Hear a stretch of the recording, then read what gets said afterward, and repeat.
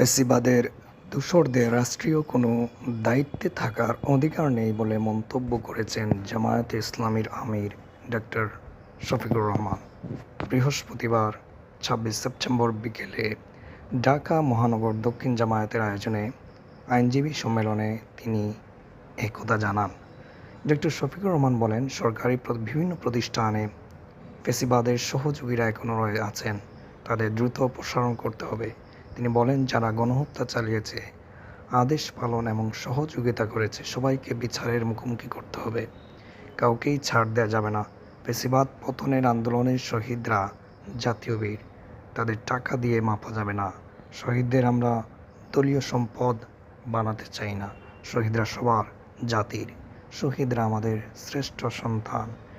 Doctor Shafiqur Rahman আরও বলেন, শহীদের প্রতিটি পরিবার থেকে একজন করে সরকারি চাকরি দিতে হবে। এটা রাষ্ট্রীয় দায়িত্ব।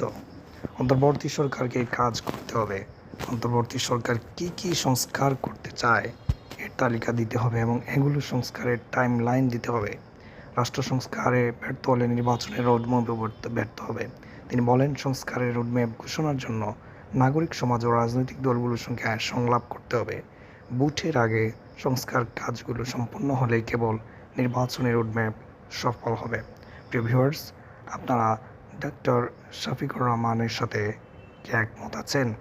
যদি একমত থাকেন, আপনাদের কমেন্ট অবশ্যই জানাবেন এবং আপনাদের কী মতামত কমেন্ট সেকশনে বলবেন।